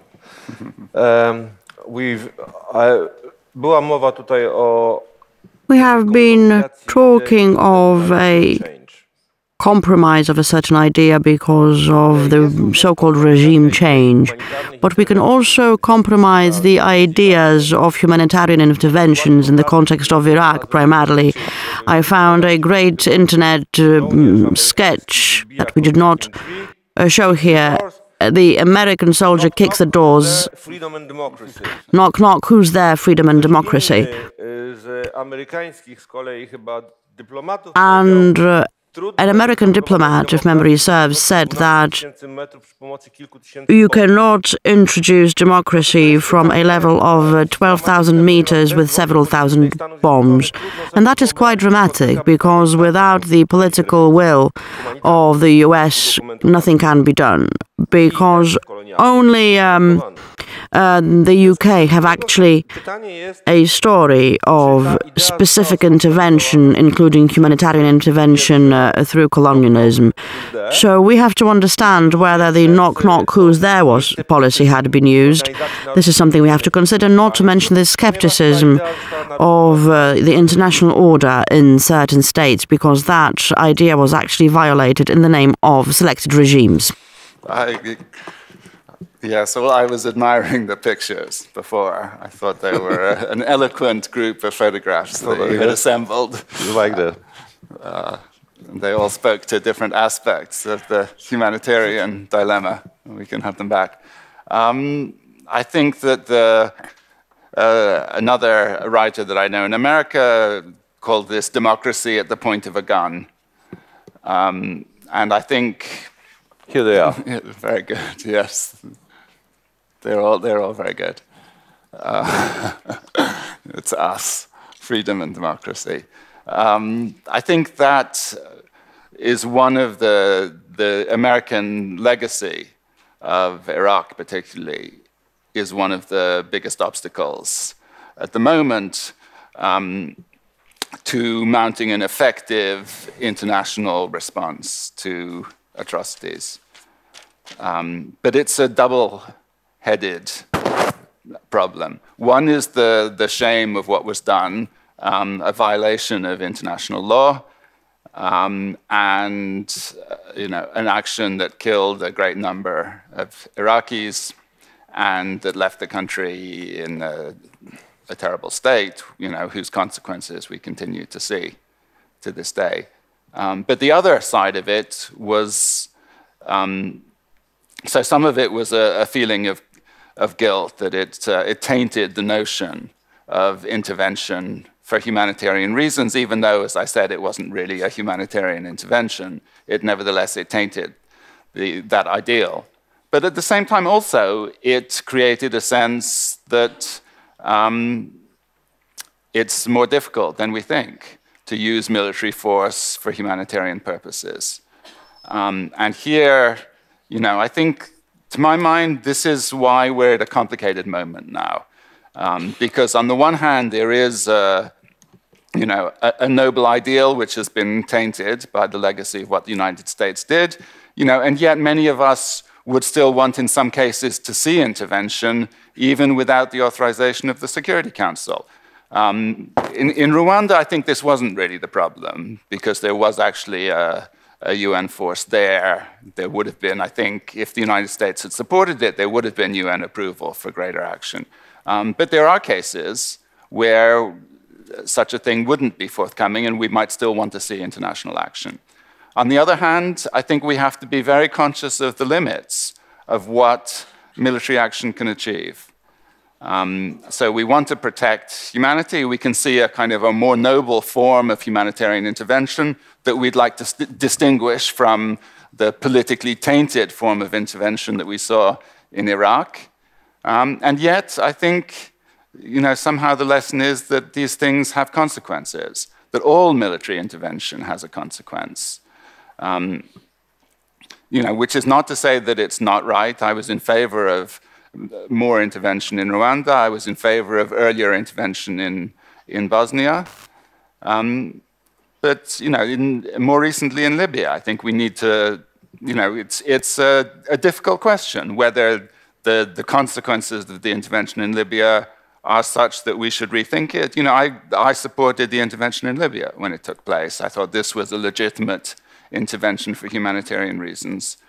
You're not sure anymore? Well, the country is not in good shape now. But on the whole, I think one would look back and see, at the mistakes that were made after the intervention, would be my feeling. In that case, there was too much attention on the period of military action, not enough attention on what came afterwards, and there was a too quick a withdrawal. So I would still be in favor of it, and I would look at that, at the causes. But, there are many Europeans, of course, as we know, Germany was against that action at the time, and now they look back, I think many people in Germany, with some satisfaction, and think, well, maybe we weren't so wrong after all. Didn't we tell you so, yes? Sorry? Didn't we tell you so, yes. Payam, you said, ty powiedziałeś, you said that you are warning us against excess optimism or faith in progress. The fact that we have laws written down does not necessarily mean that we can be effective in following them. There are people who take this story a step further. They say that responsibility to protect is not sufficient. We need something that is referred to as the responsibility to assist. And I must say that, as a former dissident, I love the idea. Actually, we would have wanted Poland to be assisted in the 1970s and 80s, but I see no legal context for such solutions to be applicable in international relations, and I would like to ask the professor about that. The limits of the law and the limits of applicability of the law. No, I think Dr. Rothenberg said it well, that we had very little before R2P. We have a bit more now, but still not that much. And I just, as a former UN bureaucrat, I think Franz Kafka should have been writing about the United Nations instead of the communist regimes. Maybe you won't agree because you lived under communism here. But there is this self-contained world which becomes so divorced from reality that adopting that UN resolution condemning ethnic cleansing in Bosnia, which is what happened after I saw the Market Square massacre in Sarajevo. And the diplomats were celebrating this strongly worded resolution, and it was delusional, it was utterly delusional, utterly irrelevant to what was going on the ground. So we need, especially those of us in elites, whether in academia or politics, to constantly ask ourselves, what difference does this make on the ground? So R2P is both a revolutionary concept and a totally unremarkable concept. It's revolutionary because it is a new description of sovereignty. Sovereignty not as an invitation for abuse, but as a responsibility towards the citizens of a state. But in terms of use of force, it adds nothing whatsoever because it's still subject to authorization by the United Nations Security Council acting under Chapter 7. No one ever said R2P it opens the door for unilateral intervention. And as I said, the first such intervention was Russia in Georgia. So in a sense, it just adds just another instrument in our toolbox of trying to mobilize public opinion. But I want to get back to what you said about the question of the representation of the Holocaust in the global South and all of that. And of course, it's interesting because, you know, in Iran, we had, you know, President Ahmadinejad, Holocaust denial. In a country which has 4,000 years of Jewish history, which is also very interesting, going back to the book of Daniel and Ezra from, you know, the earliest periods of history. And it's interesting to look at discourse and what discourse represents. So the Holocaust and genocide have become, unfortunately, a bit like a trophy. And if your suffering is really worth a lot, then you can compare it to the Holocaust, you can call it genocide. And if you don't get the gold medal, then you're in this black hole of second best and no one really cares. So in Rwanda, everyone was, the US State Department, at a time when Madeleine Albright was the ambassador to the UN, was saying, no, no, no, it's not genocide in Rwanda. It's just, you know, they're misbehaving in Africa. They do that once in a while. It's just a civil, it's not a genocide, right? And then, of course, we saw what happened. And then in Darfur, Colin Powell, Secretary of State, stands up in the UN Security Council and says, what is happening in Darfur is genocide, but we're still not going to do anything. But we called it genocide. Thank you very much. So this is the illusion that's created, that we've done something. We've done absolutely nothing. The US has active intelligence cooperation with the government of Sudan. The US embassy in Khartoum is one of the biggest US embassies. We forget bin Laden was in Khartoum. And there were all sorts of deals made to get Sudan's cooperation. So Darfur is a big celebrity issue. You know, it's a kind of the phenomena of making human rights sexy. We get George Clooney and everyone gets excited. But in reality, other than the noise and the token gestures, nothing has been done to exact a cost on the Sudanese government for massacring 500,000 people and displacing 2 million. So that's why I'm saying we need to be critical and not hide behind all of these concepts. And I would just add by saying one other thing. When I was in Cambodia, and I spoke to, this is before the Khmer Rouge Tribunal was set up, I explained to them that political mass murder fell outside the definition of genocide. And that was at the insistence of the Soviet Union and the drafting of the convention. They were really, really upset that the Khmer Rouge mass murders were not genocide. And then in Cambodia, in Guatemala, when the UN Truth Commission classified the extermination of the Mayan Indians as genocide, people celebrated in the room. The Mayan Indians, they stood up and they celebrated, almost as if they'd been given a trophy. There's something profoundly wrong about that way of relating to reality, because it privileges abstractions over intimacy. When we hear the stories that you talk about, we talk about our dear friend Esther and the many other people we meet in Bosnia and Darfur, when we hear the stories from the Holocaust, Shoah, whatever you choose to call it, only then can we really connect emotionally and understand the reality of the subject. Only then can we understand why we need to act. And that's exactly the problem in the corridors of the United Nations and other seats of power. Even the way in which we speak about human suffering is more about sanitizing unpleasant realities rather than any meaningful engagement. Before I ask Professor Rotfeld, we still have some time. Are there any questions? Przepraszam bardzo, czy są jakieś pytania, komentarze? Any questions? Any comments? Father Pawlikowski. Yes, we do have Mr. Pawlikowski. Mariusz House. I was very happy to hear what I heard, but foreign policy was the essence of this conference, not only with regard to the Holocaust, but the problems of human rights violation in the broader historical context today as well. So I regret that we did not take it further. I would like to ask Minister Rotfeld my question, but not only him. Minister, how do you see the issue of human rights violation against Polish emigres to Germany, not only before but also today, in the context of what is going on now, also with regard to emigres of the 1980s? Probably you do know about it. If you don't, I will be more than happy to provide you with facts concerning certain xenophobic acts, assaults, acts of human rights violation and oppression of immigrants, Polish immigrants included. And a question to all speakers: why all these institutions that you represent and other institutions remain so helpless in the face of such developments? Thank you. Father Pawlikowski. I was most appreciative of the presentation in Rwanda because I also have a student, a young priest from Rwanda who survived the genocide along with his mother, but his father and siblings were assassinated. But I think there's one point of comparison between the Shoah and the situation in Rwanda.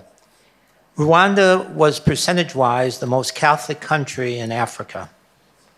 And yet, I think we have a record of considerable institutional and individual collaboration with the genocide. Thus far, the posture has largely been defensive rather than any kind of serious investigation. When they had the African Synod several years later in Rome, one bishop from Africa raised the question of Rwanda. And I think that remains, in my mind, very scandalous. Just a sidebar kind of comment. In my own remarks, I mentioned that the Vatican had, in fact, signed the responsibility to protect legislation. Ironically now, it is R2P that is being used as the basis for the UN investigation of the Vatican on sex abuse. Proszę bardzo, tutaj pan. Please take the floor.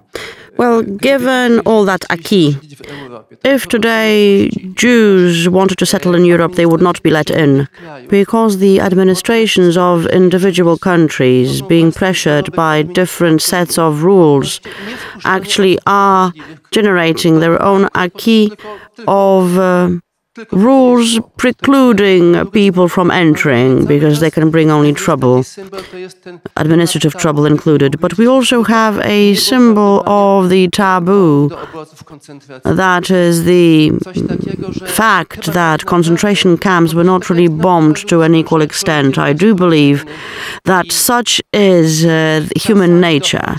Humans are destructive, and sometimes what we are facing is exaggerated destructivism, for example, genocide. But this is how we are, I believe.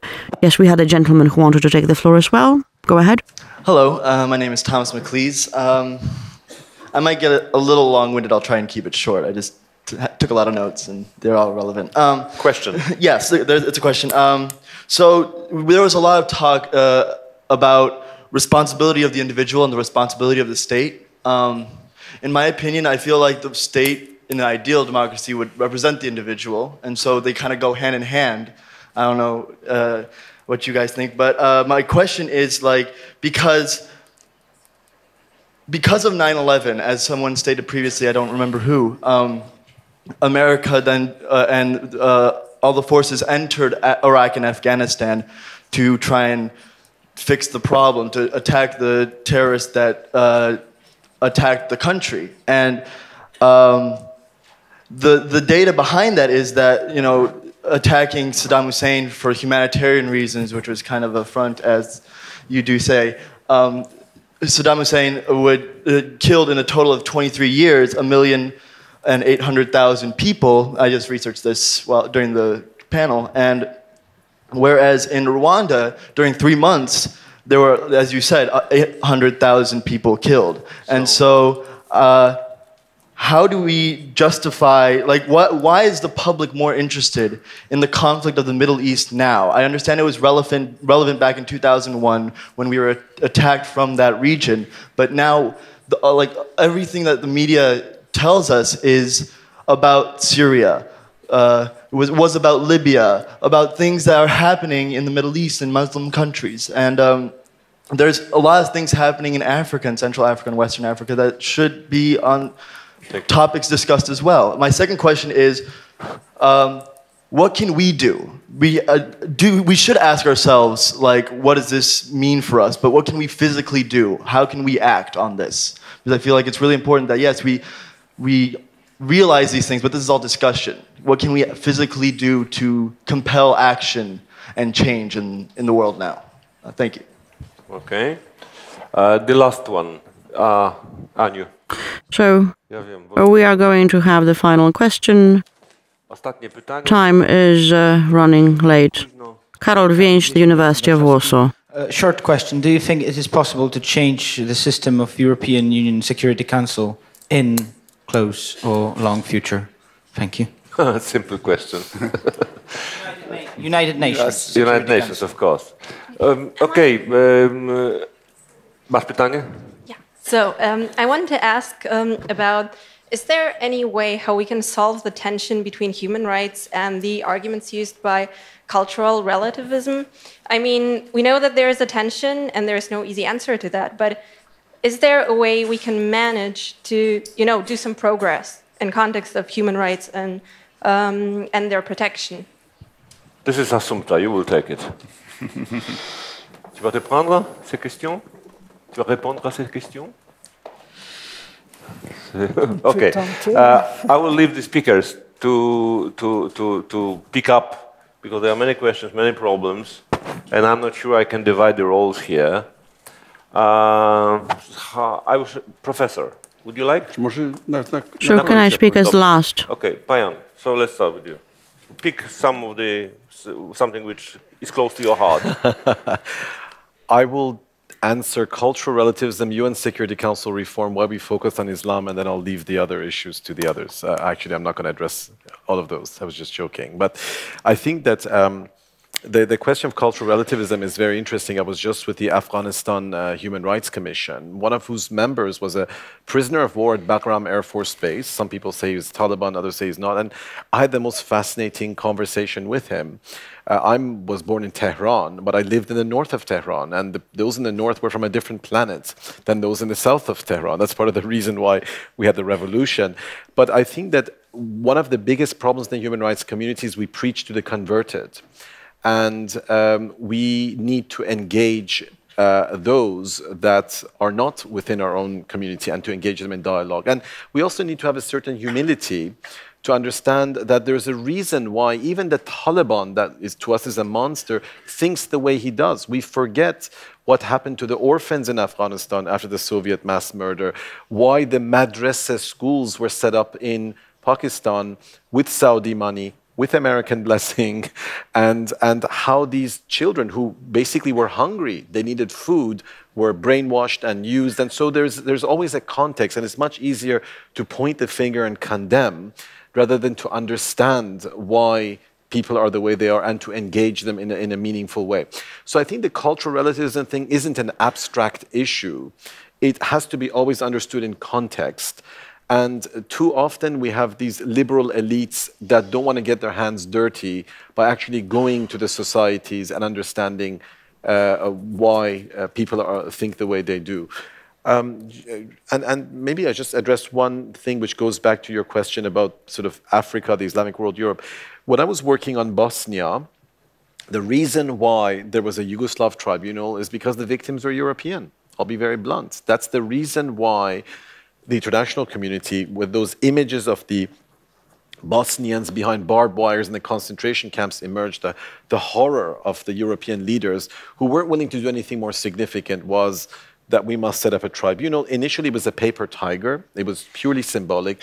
And it's by accident that it became effective because the UN peacekeepers, the NATO troops in Bosnia, understood that you cannot build peace without getting rid of people like Radovan Karadzic, who are the ethnic entrepreneurs that will sabotage every progress that was made. So there was a marriage of pragmatism or political realism and the ideals of international criminal justice and the fact that it was in Europe. Otherwise, we would have had no Rwanda tribunal.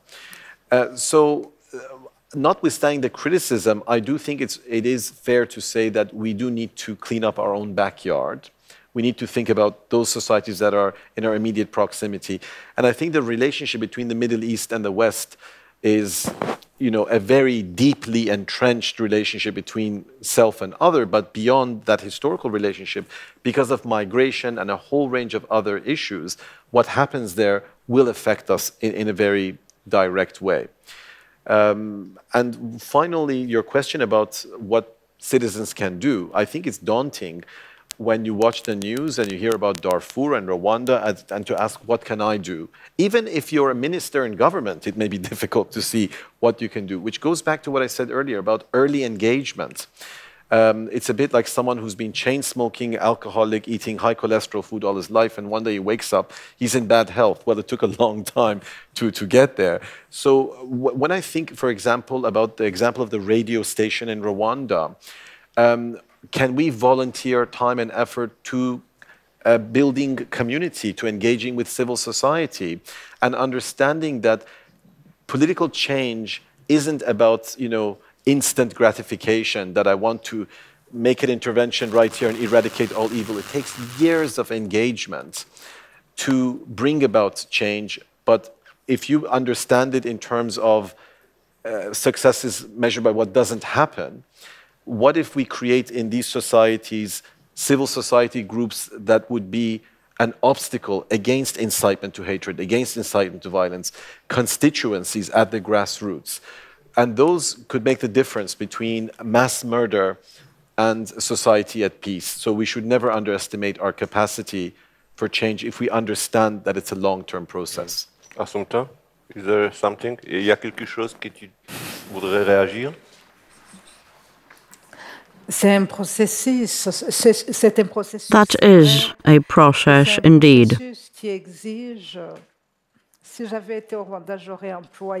That is a process which requires certain things. Were I in Rwanda, I would actually decide to say the following.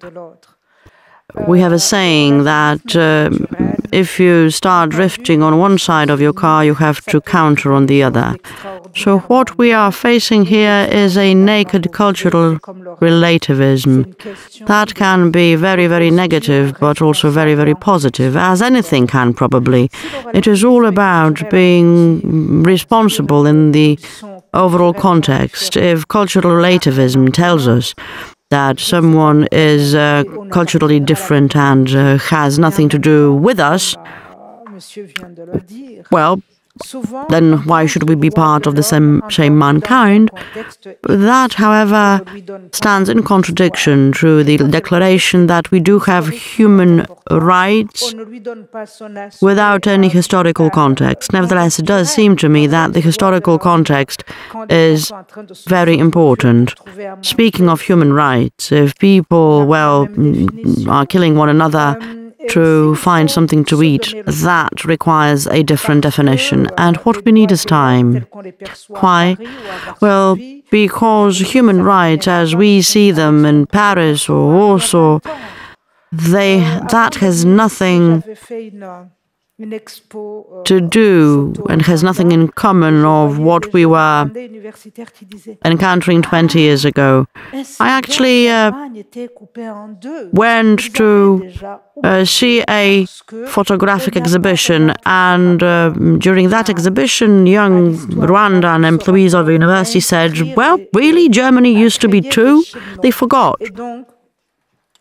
They forgot that we are no longer part of such divisions. Hence, Cultural relativism and human rights should not be in conflict. They should rather be a supplement for one another. Let me re-emphasize. If we decide to accept that we are all part of the same mankind, we should be able to identify common factors. Human rights, as a term, is not the most beloved one in my country. Even today, people tend to say, human rights. I believe that this is something that has been forgotten. Only the Hutu are human. It is very difficult in the wake of genocide, when bodies are still lying there on the ground. It is very difficult to tell an army officer that you cannot apprehend somebody and imprison him or her without a trial. You cannot apprehend anybody without proper investigation. It is not a military officer or a policeman who decide what should happen next. It is the justice system that can actually imprison people. Nevertheless, what happened. People did not understand why we needed investigation. People did not want to testify. People said, I don't want to testify. Ask him. He knows what he did.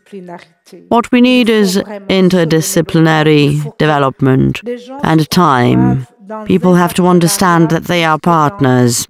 We cannot say that you are here, he is there, and the rest are somewhere else. It is only about the fact that we should always see somebody else as a partner. It is not about an open debate. Anthony, last word in the debate?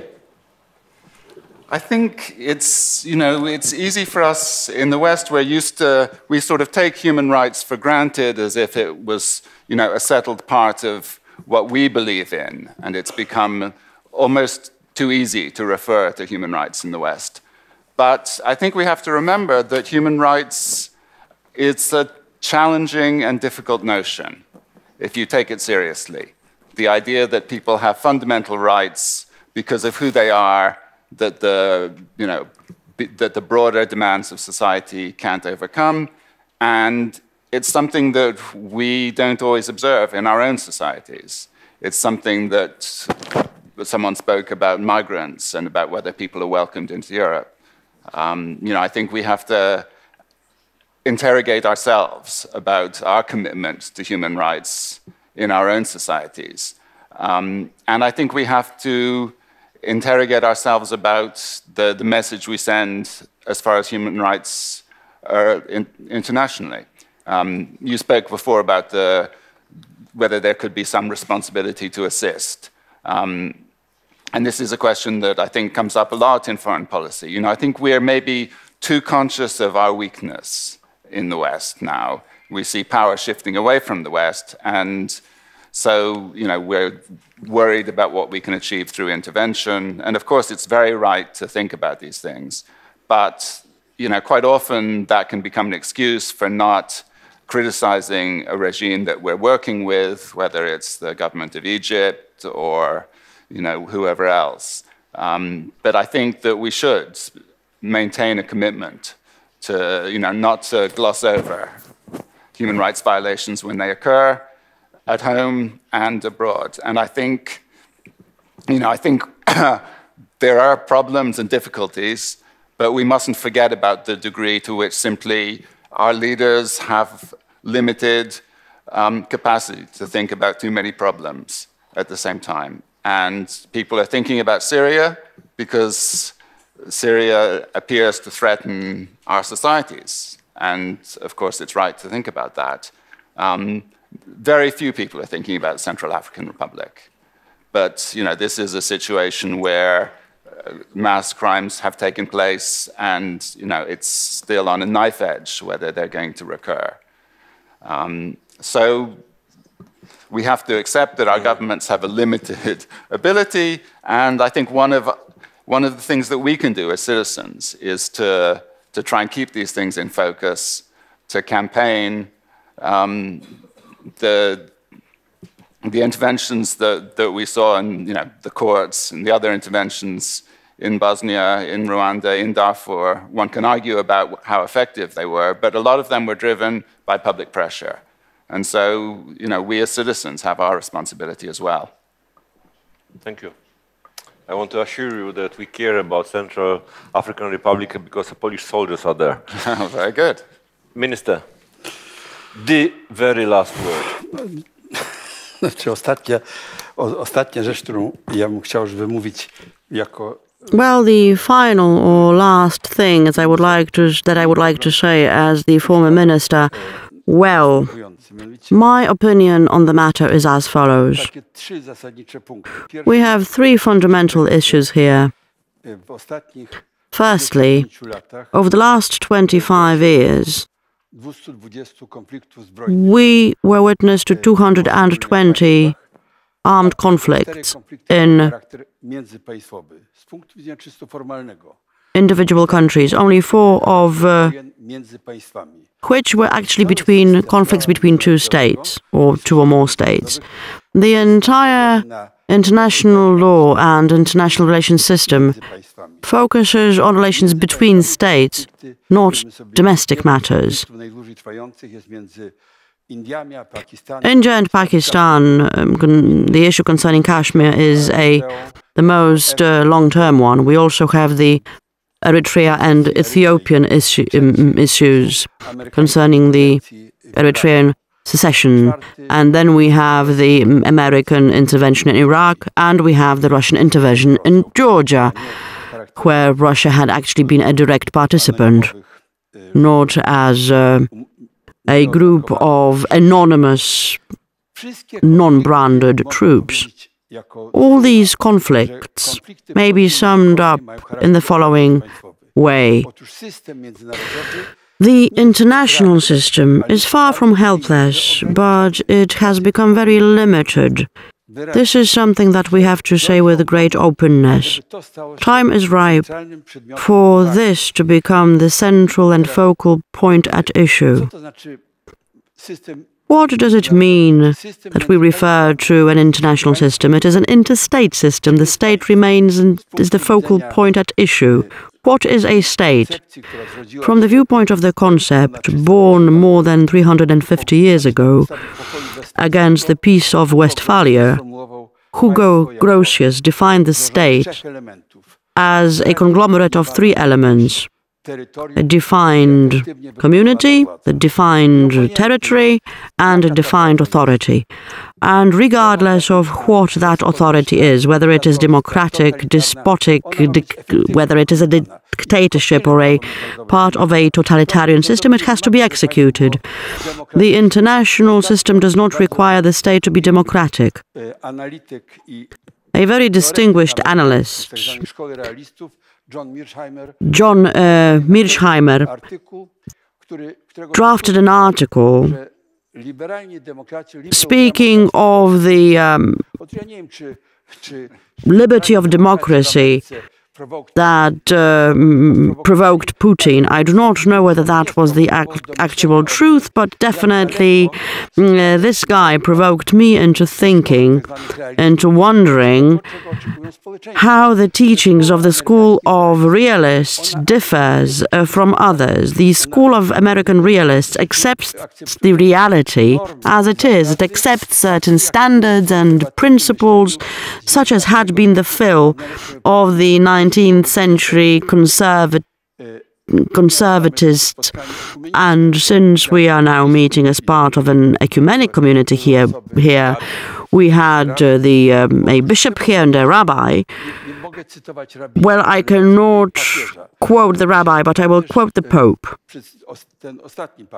our most recent Pope. Obviously, we had many popes, but Pope Francis offered 4 principles of thinking.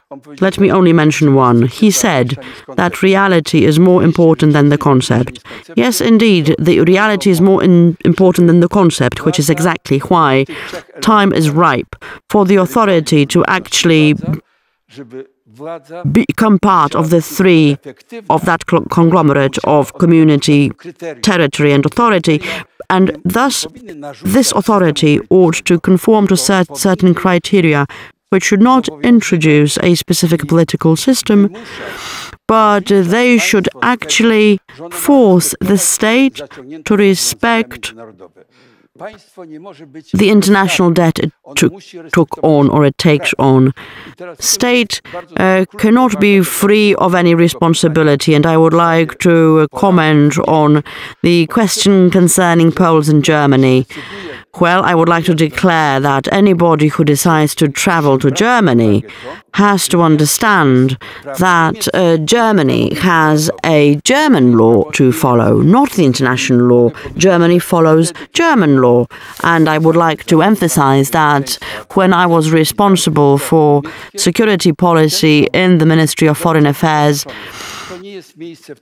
and the UN, this is a problem that was mentioned again and again. I would like to emphasize that Poles in Germany also have things to resolve. Should they decide to act as one, rather than as 20 organizations with different positions, they would find it much easier to resolve these problems. Now, another issue which was mentioned here, namely that responsibility to protect does not extend to assistance. Well, it does. It is based on two things. To protect means to prevent, to react, and to rebuild. Opieka oznacza zapobieganie konfliktom, reagowanie na konflikty. In other words, to prevent conflict, to react to conflict, and to rebuild or restore a situation of peace. And obviously that third element is very difficult. States are quite arbitrary, not to mention the fact that this is a concept. It is not a legal norm or legal standard. Last but not least, this final element concerns liberal democracy.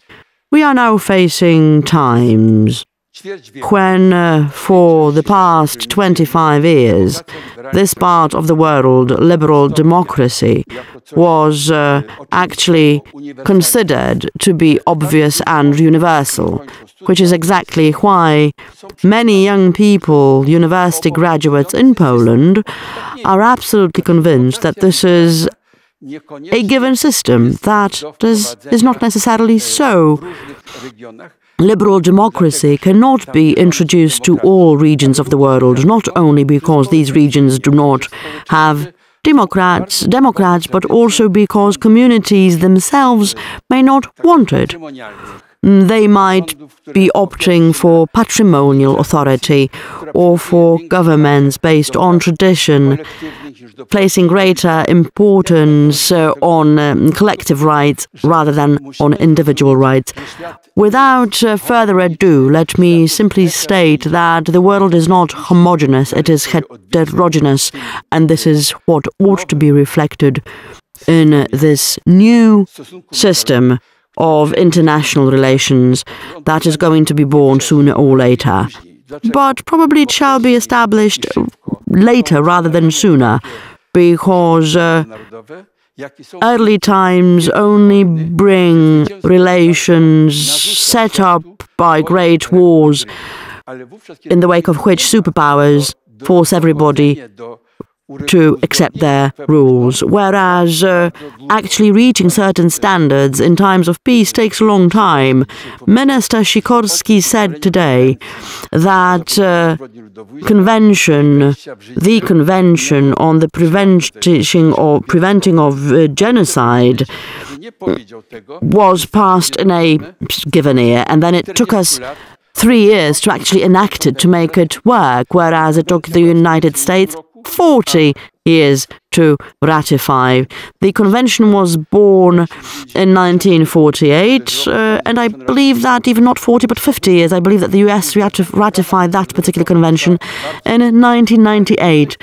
Agreeing international law takes a long time.